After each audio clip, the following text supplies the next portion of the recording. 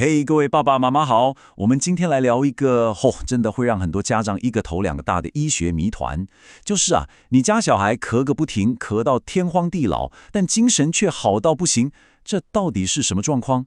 这个画面你是不是觉得，好像在哪里看过？医生啊，我跟你说，我们家那个已经咳了2个多礼拜了，特别是晚上，咳到好像要把肺都咳出来一样。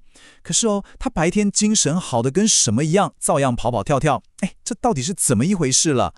我跟你说，这句话大概是儿科医生每天都要听上好几遍的开场白。好，我们就来好好想一下，到底是什么样的病可以让一个孩子咳成的样，但他的活动力，好像完全没被影响。这就是我们今天要一起来解开的谜题。谜底揭晓咯，这个很会伪装的凶手，就是大家常常听到的那个传说中的会走路的肺炎，他的本名叫做肺炎梅将军。为什么要叫他会走路的肺炎？你想想看一般我们听到肺炎，是不是就觉得孩子应该要病恹恹的，整天躺在床上？可是感染梅将军的小孩，他偏不这样，他常常看起来精神还不错，甚至还能照常去上学这也就是他最麻烦的地方了因为看起来不像生了什么重病，大家就很容易轻忽他。结果呢，他就在家里在学校这样悄悄的一个传一个。那你可能会问，这个梅将军它到底是细菌还是病毒啊？这问题问得很好，答案是它两个都不是。它是一种非常非常特别的微生物，它最关键的一个特征就是你看到这边写的，它没有细胞壁。好，那没有细胞壁这件事到底有什么大不了的？这点非常非常关键因为我们平常最常用来对付细菌感染的抗生素，比方说盘尼西林这一类的，他们是怎么杀死细菌的？他们就是去攻击、去破坏细菌的细胞壁。那你想想，梅将军它根本就没有细胞壁那你这些抗生素要去攻击谁？所以这些常见的抗生素对他来说根本一点用都没有。这就解释了为什么有时候你觉得孩子都吃了好几天药了，那个咳嗽怎么好像一点都没有好转？既然这个家伙这么会伪装，那身为家长的我们，到底要怎么分得出来，孩子得的究竟是梅将军，还是一般的肺炎，或者就只是普通的感冒？来，接下来我们就来当个小侦探，好好比较一下这几个嫌疑犯的特征。好，大家一起来看看这张比较表，这个真的超实用。你直接看最重要的那一栏，就是精神活力。有没有看到梅将军最大的特征就是精神良好？但如果是典型的戏剧性肺炎，孩子早就已经病到不行了。再来，我们往下看咳嗽特征，梅将军主要是干咳，而且是那种咳起来很剧烈、停不下来的。最后一个关键线索就是他的病程真的长得吓人，咳嗽持续3个礼拜、4个礼拜，甚至更久都非常常见。所以说，光是这几点就是我们在家里可以观察到的重要线索了。那在医生看来呢，他们通常会注意梅将军感染的3部曲。第一个就是它的潜伏期超级长，可以长到1到4个礼拜。这也就是为什么家里常常会上演那种感染接力赛，哥哥传给弟弟，弟弟又传给妈妈。第二个是一种很特别的顿音型咳嗽，一开始可能是干咳，后来会变成一阵一阵像机关枪一样停不下来的巨咳。第三个呢，大概有1到2成的孩子会出现肺部以外的症状，最常见的就是皮肤长红疹或是关节酸痛。所以你想想，如果孩子又咳，身上又长疹子，那梅将军的嫌疑就真的非常大了。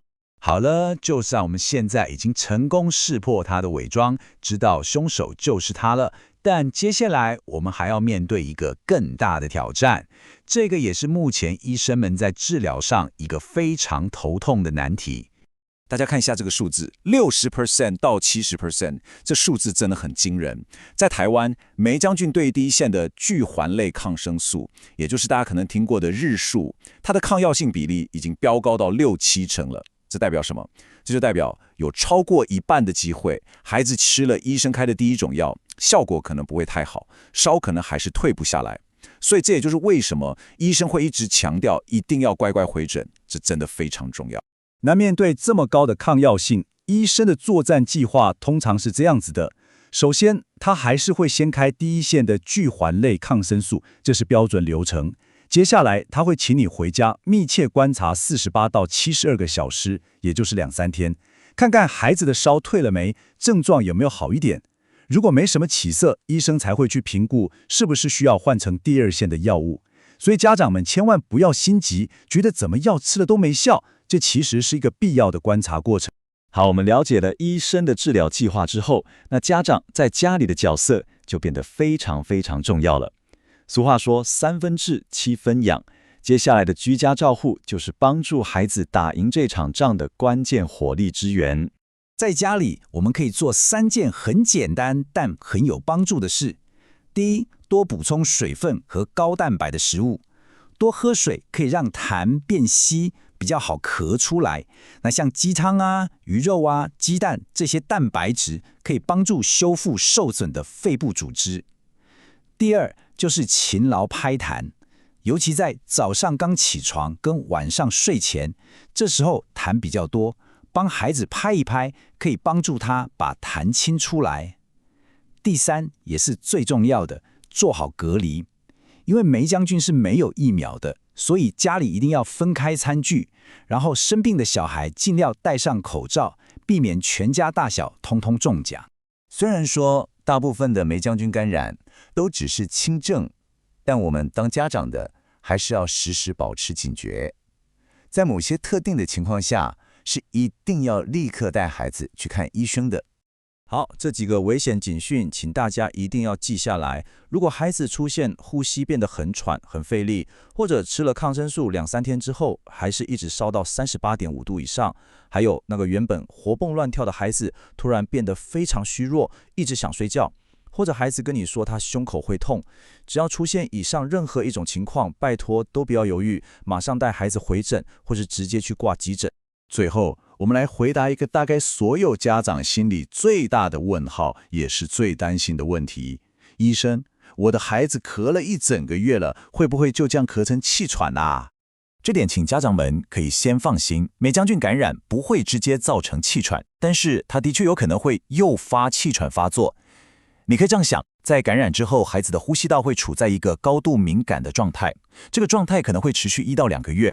那如果你的孩子本身就有过敏体质，在这段特别敏感的期间，就比较容易被诱发气喘，所以让呼吸道好好休息，远离那些过敏源就变得非常重要。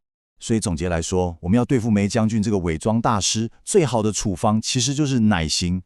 我知道看着孩子咳了1个礼拜又1个礼拜，心里真的很急，但是请你一定要记住，他的病程本来就是这么长。